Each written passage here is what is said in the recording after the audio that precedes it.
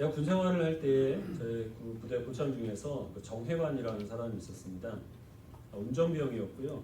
체격이 아주 크고 성격도 터프한 상담자 중에 상담자였는데요.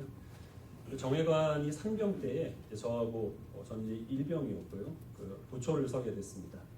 근데 정혜관 상병이 그때 무슨 얘기를 했느냐면 자기가 제대를 하면 조금 있다가 이종식 병장의 장례식이 있을 테니까 저한테 꼭 와라. 그런 얘기를 했습니다. 이종식 병장은 제가 있었던 내무반의 최고참이었는데 사연이 있었습니다. 정혜관 상병하고 이종식 병장은 경주고등학교 동기동창입니다. 군대에서 선임으로 만났으니까 얼마나 반갑겠습니까? 그래서 동창생을 이종식 병장이 마음껏 갈군 거예요. 군사용어인데 갈군다는 말은 이제 괴롭혔다라는 그런 뜻이 있습니다. 정혜관 상병은 군대니까 어쩔 수 없이 다 당하고 있었는데 내가 제대를 해서 민간인으로 돌아가기만 하면 저 인간은 이제 죽은 목숨이다. 이렇게 벼르고 있었던 거죠. 이종식 병장은 지금 어떻게 됐을까요? 생사를 알 수 없습니다. 연락을 안 했거든요. 예전에 다른 사람한테 그 비슷한 얘기를 들었는데요. 군대에서 하도 괴롭히던 고참이 있어가지고 내가 밖에서 만나면 가만두지 않겠다. 이렇게 복수심에 불타 있었는데 정말 길에서 우연히 그 고참을 만난 거예요. 근데 만나자마자 주먹이 올라간 게 아니라 경례가 올라가더라고요. 군대에서 때 기억이 자꾸 나가지고 자기 노블이 그렇게 되었다는 겁니다. 이 우리가 그리스도인이 된 것은 군인이 민간인으로 된 것보다 더 급격한 신변의 어떤 그 신분의 변화입니다. 물론 우리가 그 변화된 신분이 있기 때문에 그 변화된 신분에 합당한 행실이 있어야 하겠지만 그것은 두 번째 문제이고 먼저 우리가 신자된 그 변화된 신분이 우리와 하나님 사이에 우리와 세상 사이에 어떤 그 관계 변화를 초래하는지에 대해서 그것을 분명히 인식을 해야 그 변화된 신분에 뒤따르는 행실의 열매도 있게 되는 것이고요. 또 그로부터 주어지는 많은 은혜도 누리게 되는데 이것을 알지 못하면 옛 습관, 또 옛날에 그 가졌던 죄와의 관계 이런 것들로 인하여서 우리가 하나님의 백성으로서의 그 올바른 행실들을 보일 수 없게 되는 것입니다. 지금까지 바울은 우리 그리스도인들이 믿음으로 이렇게 되는 것, 즉 칭의의 문제에 대해서 다뤘습니다. 칭의의 핵심은 은혜입니다. 우리는 아담의 그 후예로 아담이 지은 범죄의 영향을 받아서 우리도 죄를 범하고 그 죄로 인하여서 우리가 다 사망에 이르게 되었습니다. 그러나 예수님 한 분이 하나님께 순종한 그 은혜가 우리들에게 더 강력한 영향을 끼쳐서 우리는 우리가 의를 행한 바가 없지만 그러나 하나님께서는 우리를 의롭게 여겨주시고 그래서 영생에 이르게 되었다라고 바울이 5장까지 설명을 했습니다. 그리고 5장 20절에서 바울은 이것을 다 요약을 하면서 죄가 더한 곳에 은혜가 더욱 넘쳤느니라 라고 선포를 했습니다. 근데 이 죄가 더한 곳에 은혜가 넘쳤다라는 말은 잘못하면 오해의 소지가 있습니다. 죄를 범하고 그것을 용서받는 것이 하나님의 은혜라고 한다면 하나님께 은혜를 받기 위하여서는 더 많은 죄를 져야 된다. 이런 회개한 논리가 나오는 거죠. 우리 같이 하나님께 은혜를 받으십시다. 자 이제 죄를 범하십시다. 이런 얘기가 되는 것인데 실제로 초대교회 안에서 하나님의 은혜를 이렇게 남용하고 오용한 사람들이 존재를 했던 겁니다. 그래서 이 로마서 6장 말씀은 그것에 대한 그 바울의 반박입니다. 결론부터 바울이 얘기를 하는데요. 그럴 수 없느니라 단호하게 선포를 합니다. 왜냐하면 우리는 죄에 대해서 죽은 사람들이기 때문이다 라는 것입니다.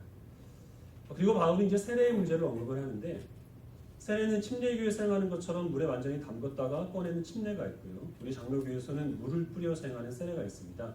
형식은 다르지만 공통점이 있는데 물로 행한다라는 것이죠. 성경에서 물이 가지는 의미는 크게 이제 두 가지인데 첫 번째는 죄를 씻어서 정결하게 한다는 것, 그리고 두 번째는 죽음입니다. 세례는 이 두 가지 요소가 오묘하게 결합이 되어 있습니다. 이 세례라고 하는 것은 우리 그리스도인들이 믿을 때 받는 것인데 예수 그리스도를 믿을 때 우리는 영적으로 그리스도와 연합이 이루어지게 됩니다. 예수님의 십자가의 죽으심은 예수님만의 죽음이 아니라 곧 내 죄를 대신한 죽음이기 때문에 믿는 성도들은 주님의 십자가에 영적으로 동참하여서 자기의 죄된 옛사람도 함께 죽는 것입니다. 그리고 부활하신 예수님과 또한 영적으로 연합이 되어서 그 예수님을 믿는 사람들은 그 부활하신 주님이 바로 자신의 소망이 됨을 또한 자기 입술로 고백을 하게 되는 것이죠. 그래서 그리스도인이 세례를 받게 되는 것은 이제 내가 예수 그리스도와 영적으로 결합이 되었다. 예수님의 죽음이 곧 내 죽음이고 예수님의 부활이 곧 나의 부활에 대한 소망이다 라는 것을 하나님과 많은 사람들 앞에서 공개적으로 선언하는 것, 이것이 세례가 가진 의미입니다. 바울이 여기서 계속 이야기하고 있는 것이 무엇이냐 하면 죽음이라는 것이에요. 우리 그리스도인들은 죄에 대해 죽었다. 우리 옛사람이 십자가에 못 박혀 죽었다. 죄의 몸이 죽었다. 계속 죽음에 대해서 얘기하고 있는데 그러면 이 죄에 대해서 죽는다는 것이 도대체 무슨 의미가 있느냐라는 것이죠. 어떤 사람들은 이 죄에 대한 죽음을 죄의 모든 유혹을 우리들이 그것에 대해서 어떤 자극도 느끼지 못하도록 무감각해지는 그런 상태에 빠져드는 것 이렇게 설명을 합니다. 살을 빼려면 음식을 적게 먹어야 돼요. 운동을 아무리 열심히 해도 음식을 많이 먹으면 살이 빠지지 않습니다.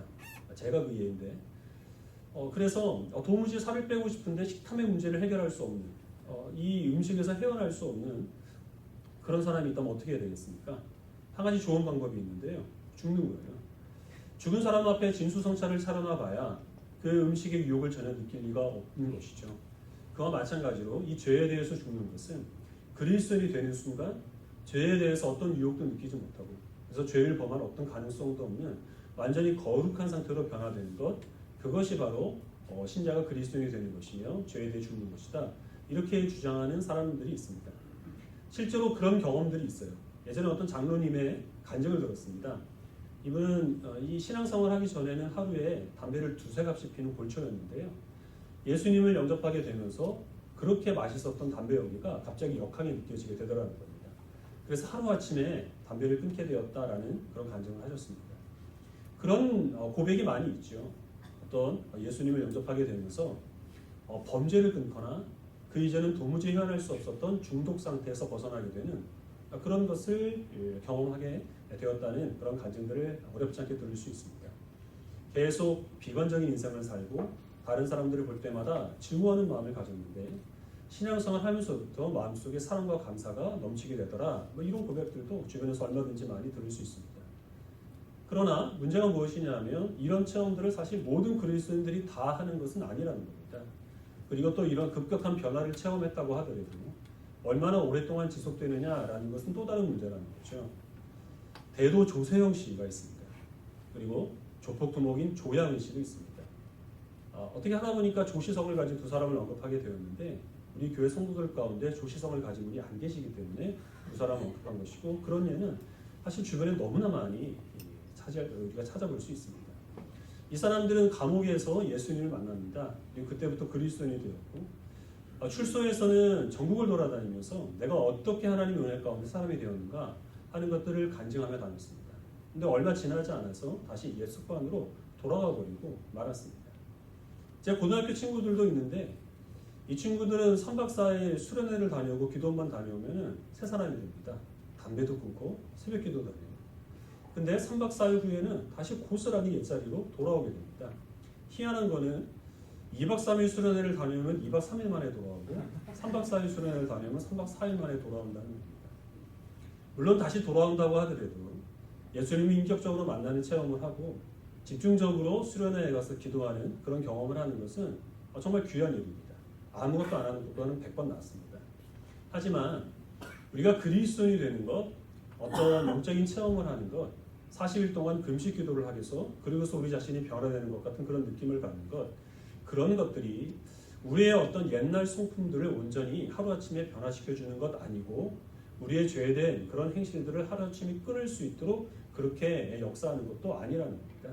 우리의 성품이 예수님을 닮은 성품으로 변화되고 우리의 행실이 그리스도인답게 달라지는 것은 우리의 평생에 걸쳐서 힘써야 할 일이라고 하는 것이죠.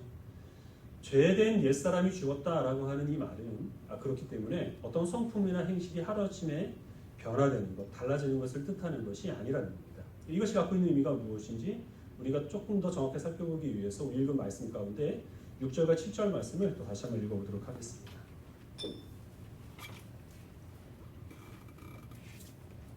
6절, 7절 같이 읽겠습니다. 시작. 이는 죽은 죄송합니다. 시작. 우리가 알거니와 우리 옛사람이 예수와 함께 십자가에 못 박힌 것은 다시는 우리가 죄에게 종노릇하지 아니하려 함이니 이는 죽은 자가 죄에서 벗어나 의롭다 하심을 얻었습니다. 아멘. 옛사람이 십자가에 못 박혀 죽은 것은 더 이상 죄에 종노릇하지 않는 것 그리고 또한 그 죄에서 우리가 의롭게 된 것 이렇게 얘기를 하고 있습니다. 종노릇하지 않는 것, 의롭게 된 것 이제 이것이 중요한 개념인데요. 종노릇에 대해서 먼저 살펴보겠습니다. 바울이 로마서를 쓸 당시에는 이 종은 뭐 크게 이제 두 가지가 있는데, 하나는 평생 동안 노예로서 그 주인의 소유로 그 주인의 명령에 복종해야 하는 그런 종이 있었고, 또 하나는 계약직이 있었습니다. 어떤 일정 기간 동안만, 아니면 빚을 갚을 동안만 그렇게 그 주인의 그 모든 명령에 순종해야 하는, 그렇게 일을 해야 하는 그런 종이 있었다는 거죠. 그런데 이 종은 노예와는 다르기 때문에 자기 재산을 모을 수도 있었고, 또 출퇴근하는 그런 종들도 있었습니다. 그리고 계약 기간이 끝나게 되면 자유의 몸이 되는 것이죠. 그래서 이전에 주인을 이 길에서만 나는 물론 예의상 인사는 할 수 있겠지만 사실은 아무런 관계가 없는 겁니다. 주인이 무엇인가를 요구한다고 하더라도 옛날 일이지, 더 이상 그 요구에 순종해야 될 아무런 의미가 없고, 불순종한다고 하더라도 어떤 불이익을 받지 않는 그런 종이 있었다는 겁니다. 우리 그리스도인들이 죄의 몸이 죽어서 그 종노릇하는 것에서 벗어났다고 하는 것은 죄와 사망에 대한 그 지배가 이제는 우리 가운데서 끝났다라는 것을 의미합니다. 달라진 것은 없지만 우리의 신분이 변화된 거예요. 우리는 더 이상 종이 아니라 자유인이 된 것입니다. 회사원하고 비슷한 것인데요. 회사원들은 사실은 그 직장의 소유가 아닙니까? 그렇게 취급을 받죠. 아니라고 한다 하더라도. 그래서 그 직장을 다니는 동안에는 직장 상사의 업무와 관련된 명령이라고 하면 일단은 다 복종을 해야 됩니다. 불응하게 되면 그러면 뭐 문책을 당하거나 아니면 심한 경우에는 해고를 당하게 되는 거죠. 이런 불이익들을 당하게 됩니다. 근데 여러분들이 어떤 직장을 다니다가 사표를 쓰고서 이제 프리랜서가 되었다고 한번 생각을 해보십시다. 그래서 옛날 직장 상사한테 갑자기 문자가 와요. 이 사람이 착각을 해가지고 내일까지 그 서류 다 처리해서 와. 이제 이런 문자가 오는 겁니다. 그럼 여러분들은 어떻게 하겠습니까? 가볍게 비웃어주거나 아니면 약간의 욕설을 섞어서 반문을 보낼 수 있는 것이죠. 그래도 그 직장에서 나왔기 때문에 아무런 불이익도 여러분들은 당하지 않는 겁니다. 아무리 무섭게 협박을 하더라도 소용없는 짓이에요. 물론 뭐 너무 과도하게 욕설을 섞거나 뭐 패드립을 하거나 그런 고소를 당할 수 있겠지만, 그렇지 않다고 하면 그 어떤 주인의 요구나 아니면 협박에도 응하지 않아도 무방하다는 겁니다. 우리 그리스도인들이 죄에 대해서 죽었다는 것은 바로 이것을 뜻합니다. 우리들은 모두 다 옛날에 죄의 지배를 받고 있었습니다. 죄가 요구하는 것은 당연하게 우리가 들었고, 죄가 협박하는 그것은 정말 심각한 위협으로 우리가 받아들여서 질질 끌려갔지만, 그러나 예수님께서 우리의 모든 그 죄값을 다 치러주셨고 자유를 주셨기 때문에 죄와 사망이 더 이상 우리들에게 아무런 지배력도 영향도 결정적인 어떤 그런 능력도 행하지 못하게 되는 그런 자유로운 상태가 되었다라는 겁니다. 의롭게 된 것도 역시 마찬가지입니다. 성경에서 의라라고 얘기를 할 때는 그 법적인 용어인데요. 법정에서 무죄 판결을 받은 것을 의롭게 되었다 이렇게 얘기를 합니다. 우리가 법정에서 무죄 판결을 받기 위해서는 두 가지 요건이 충족해야 됩니다. 첫 번째는 재판을 했더니 무죄라는 사실이 드러나게 되거나, 두 번째는 내가 받아야 될 그 죄값을 이미 치렀을 때 그때 우리는 재판정에서 의롭게 될 수가 있는 겁니다. 그런데 우리들은 재판정에서 무죄 판결을 받기가 힘듭니다. 불가능하죠. 왜냐하면 하나님의 법정은 기준이 높기 때문에 어떤 세상에서 의롭게 여기는 사람이라고 하더라도 하나님의 법정에서는 다 유죄 판결을 받을 수밖에 없습니다. 그런데 예수님께서 그런 우리가 받아야 될 형벌을 이미 다 미리 받으신 거예요. 그렇기 때문에 하나님의 법정에서 우리 그리스도인들은 모두 다 무죄 판결을 받을 수 있는 겁니다. 의롭게 된 것이죠. 의롭게 되기 전에는 신경 써야 될 사람이 많습니다. 경찰을 보면 숨어야 돼요. 우리를 고소하는 검사들 앞에 우리들은 벌벌 기어야 되고 판사들을 두려워야 됩니다. 근데 무죄 판결이 떨어지는 순간 경찰도 검사도 판사도 더 이상 우리들의 삶에 어떤 영향을 끼치지도 못합니다. 그냥 동네 평범한 아저씨죠. 우리가 의롭게 되었다는 것은 바로 이런 뜻입니다. 더 이상 우리들은 우리를 고소하는 그 검사의 역할을 하는 사단의 그 어떤 그 협박에도 우리가 굴하거나 그것을 두려워할 이유가 전혀 없게 되었다는 겁니다. 우리 그리스도인들이 죄에 대해서 죽었다는 것은 구체적으로 우리의 행실이 하나님을 믿는 사람답게 변화되거나 우리의 성품이 예수님을 닮은 것으로 변화되기 이전에 우리들의 그 신분이 이 죄의 종로를 타는 데서 자유인으로, 그리고 또한 죄인에서 의인으로 변화된 것을 뜻합니다. 근데 문제가 무엇이냐면 우리의 옛 주인이었던 사단이 아직 사태 파악을 하지 못하고 있는 것이에요. 그래서 우리는 더 이상 자기 직원이 아닌데, 자기 부하가 아닌데 계속 우리들에게 이거 해라 저거 해라 시키는 겁니다. 그리고 우리가 그 요구에 불응하지 않으면 굉장한 피해를 줄 것처럼 너 그러다가 망한다, 너 너 그러다가 세상에서 실패한다. 너 그렇게 살면 피곤해. 그렇게 협박을 하고 있다는 것이죠. 이거 웃기는 일이잖아요. 더 웃긴 게 뭔지 아십니까? 우리가 그런 죄의 요구에 때로 응할 때가 있다는 거예요. 마음 같아서는 옛날 그 상사를 길에서 만나면 무시하고 가고 싶은데 몸의 기억이 남아가지고 그 상사한테 인사를 할 뿐만 아니라 그 상사의 부당한 요구에 우리가 응하기 위해서 몸을 움찔거릴 때가 있다는 겁니다. 옛날 고참을 길에서 만나면 두들겨 패주려고 했는데 보자마자 몸이 굳어가지고 경례부터 올라가는 그런 옛 습성들이 우리들에게 남아있다는 것, 이게 문제가 되는 겁니다. 이것은 죄에 대해서 완전히 죽은 우리들의 신분에 대해서 우리가 충분히 이해하지 못하기 때문에 일어나게 되는 분별이 없는 행동이라고 하는 것입니다. 여러분들은 그 죄의 종에서 벗어난 여러분들의 심중에 합당하게 지금 살아가고 있습니까? 이것을 분별할 수 있는 한 가지 기준이 있습니다. 죄에 대한 태도라는 것입니다. 우리 사무엘상 15장 말씀을 같이 보겠습니다. 구약성경 432페이지 사무엘상 15장 20절부터 27절까지 한 절씩 읽어보겠습니다.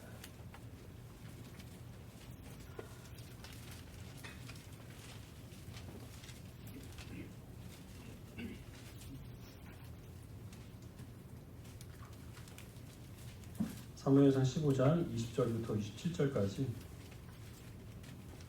20절을 제가 먼저 읽고 해주도록 하겠습니다.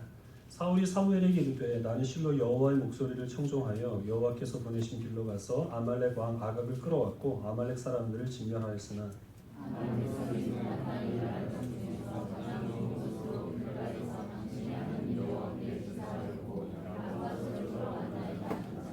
사무엘이 이르되 여호와께서 번제와 다른 제사를 그의 목소리를 청종하는 것을 좋아하신 같이 좋아하시겠나이까 순종이 제사보다 낫고 듣는 것이 수장의 기름보다 나으니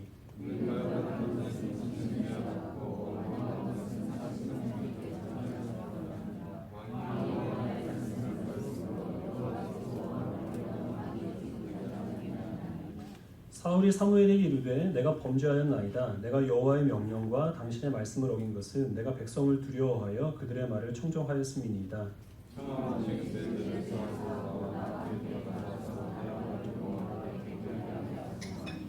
사무엘이 사울에게 이르되 나는 왕과 함께 돌아가지 아니하리니 이는 왕이 여호와의 말씀을 버렸으므로 여호와께서 왕을 버려 이스라엘 왕이 되지 못하게 하셨음이니이다 하고 사무엘이 가려고 돌아설 때에 사울이 그의 겉절을 붙잡음에 찢어진지라. 하나님께서 사울에게 아말렉을 진멸하라라는 명령을 내리십니다. 사람뿐만 아니라 모든 짐승들까지 호흡 있는 것들은 다 살려두지 말아라 라는 명령을 내리시는데요. 이스라엘 백성들이 출애굽할 때에 이 아말렉이 이스라엘 백성들을 무자비하게 괴롭혔기 때문에 거기에 대한 심판을 선포하신 겁니다. 사울이 아말렉을 정복을 합니다. 그리고 또 모든 사람들과 가축들을 죽이려고 했는데 갑자기 기름진 가축들이 눈에 들어오는 거예요. 눈이 뒤집힙니다. 그것을 죽이기에 너무 아깝게 생각되는 거죠. 그래서 그것을 빼돌립니다. 죄의 유혹에 그가 넘어가 버리고 말았습니다. 그런데 죄의 유혹에 넘어간 것은 사실은 다윗도 마찬가지죠. 바세바가 모욕하는 것을 훔쳐보다가 다윗 역시 눈이 뒤집혀서 그것 때문에 죄의 유혹에 넘어가 버리고 말았습니다. 중요한 것은 그 다음 반응인데요. 하나님께서 사무엘을 보내셔서 사울의 죄를 지적하십니다. 근데 사울이 그 사무엘의 정죄를 받았을 때에 내가 가지려고 이 가축들을 빼돌린 것이 아니라 백성들이 하나님께 제사를 드리게 하려고 그래서 내가 이 가축들을 여호와 하나님께 드리기 위한 목적으로 그래서 챙겨둔 것이다. 이렇게 얘기를 합니다. 내가 백성들 때문에 하나님 때문에 좋은 의도를 가지고 행한 것이지 나는 하나님께 범죄할 의사가 없다. 자기의 죄를 은폐합니다. 사무엘이 당신의 하나님의 그 말씀을 버린 죄 때문에 하나님께서 당신을 버리셔서 왕의 자리에서 내쫓을 거다라는 그런 심판을 선포합니다. 그때 이 사울은 그제서야 회개하는 척합니다. 내가 여호와께 죄를 범했나이다. 다윗도 나단 선지자의 책망을 받고 하나님께 회개를 하죠. 근데 다윗의 회개는 진실된 회개였습니다. 무엇을 보고 알 수 있느냐 하면 다윗은 자기가 죄를 범했다는 사실을 숨기지 않습니다. 자기 그 신하들이 보는 앞에서 공개적으로 하나님 앞에 회개 기도를 하고 다윗이 한 그 회개의 기도를 들어보면은 하나님께서 내 안에 정직한 영을 창조하시고 또 내 영을 새롭게 하소서라고 기도를 하므로 죄를 범하는 것이 나에게 전혀 어울리지 않은 일이기 때문에 하나님께서 나를 다시 이 죄를 범하지 않도록 나를 보호해 주시고 옳은 길로 인도해 주십시오. 이렇게 죄의 길에서 떠나기를 간구합니다. 근데 사울이 하는 회개는 일종의 회피책입니다. 내가 잘못했다고 할 테니까 백성들이 보는 앞에서 나와 함께 여호와 하나님께 경배하는 모습을 보여주자. 그래서 백성들이 내가 하나님께 버림받았다는 사실을 알지 못하도록 나를 좀 도와달라, 이런 요구를 합니다. 다윗은 자기가 죄를 범했다는 사실, 자기가 죄인이라는 사실을 숨길 의사가 없습니다. 다윗이 드린 기도의 내용을 보면 내가 모친이 죄 중에 나를 잉태하였나이다 라고 고백을 함으로써 나는 죄인이기 때문에 어쩔 수 없이 죄를 범할 수밖에 없는 존재라는 사실을 그가 부끄럽게 여기지만 그러나 가리지 않고 드러냅니다. 그러나 자신이 범한 그 죄는 무섭지만 자기를 용서하시는 하나님의 은혜가 더 크다는 사실을 알기 때문에 다시는 하나님께 회개하고 다시 그 죄를 범하지 않도록 내 안에 정직한 영을 창조하시고 내 영을 새롭게 하소서라고 기도를 할 수 있었던 것이죠. 그러나 사울은 자기가 죄를 범했다는 사실을 끝까지 고백하지 않습니다. 계속 핑계를 냅니다. 계속 합리화를 시킵니다. 그래서 죄의 뒤에 자기가 숨으려고 합니다. 그래서 결국 이 사울은 그 죄의 지배 가운데서 그가 벗어나지를 못했다는 것, 그리고 그 죄를 두려워하고 있다는 것, 그리고 또 그 죄에서 떠날 생각이 없다는 것을 끊임없이 그의 행동을 통하여서 보여주게 된 것입니다. 이것이 죄의 종에서 구원받은 하나님의 백성이라는 자기의 신분을 알지 못할 때에 그때에 나오는 행동들입니다. 저는 여러 가지 면에서 완벽한 사람인데요, 한 가지 큰 허물이 있습니다. 길눈이 어둡다는 거예요. 방향감각이 없어가지고 도무지 길을 찾지를 못합니다. 이것은 자랑할 만한 일이 아니죠. 근데 사실 저는 이것을 숨길 의사가 없습니다. 왜냐하면 이건 내가 노력한다고 고쳐지는 것도 아니고 도덕적으로 지탄받는 일도 아니잖아요. 길은 어둡다는 게 무슨 윤리적으로 큰 죄를 범하는 것은 아니니까요. 그리고 좋은 내비게이션들이 있어서 사실 그렇게 사는 데 있어서 큰 지장은 없습니다. 그래서 어떤 사람들은 이걸 가지고 저를 놀려요. 예전에 청년들하고 그 야유회를 갔다 오다가 인천 논현동을 가야 되는데 일산 논현동을 간 적이 있습니다. 그때 차에 타고 있던 사람 몇몇 사람밖에 없었는데 그 다음 주 되니까 청년들이 다 알고 있어요. 예전에 어떤 권사님, 제가 그 차량 운전을 하고 있었는데 정말 그 걱정스러운 눈빛으로 멀쩡하게 생긴 사람이 왜 그러냐고 그렇게 얘기하신 적도 있어요. 제가 만약에 이 길은 어둡다는 사실을 치명적인 죄의 결함으로 여겨서 이것을 감추려고 한다면, 그러면 저는 이 길은 어둡다는 사실을 굉장히 사람들에게 드러내기를 꺼려할 겁니다. 엉뚱한 길로 가놓고도 내비가 고장났나 보다, 내가 잠깐 딴 생각을 했나 보다고 계속해서 나는 길이 어둡지 않다는 사실을 사람들한테 강조를 할 것이고요. 누가 놀리면 굉장히 화를 내겠죠. 그러나 저는 그것을 만회할 만한 충분한 다른 장점들이 너무나 많이 있기 때문에 그것에서 전혀 개의치 않고 있습니다.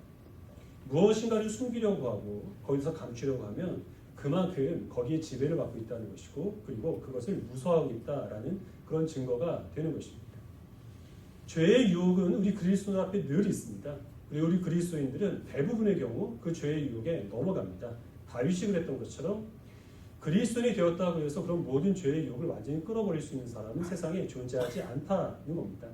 그러나 그 죄가 우리들에게 무엇인가를 요구해서 우리가 그에게 응하는 것은 지극히 부자연스러운 일이라는 것입니다. 그것은 옛 직장 상사의 어떤 업무 지시 문자가 왔을 때 나도 모르게 내일까지 해놓겠습니다라고 문자를 보내려고 하는 것 같은 그 머뭇거림과 똑같은 겁니다.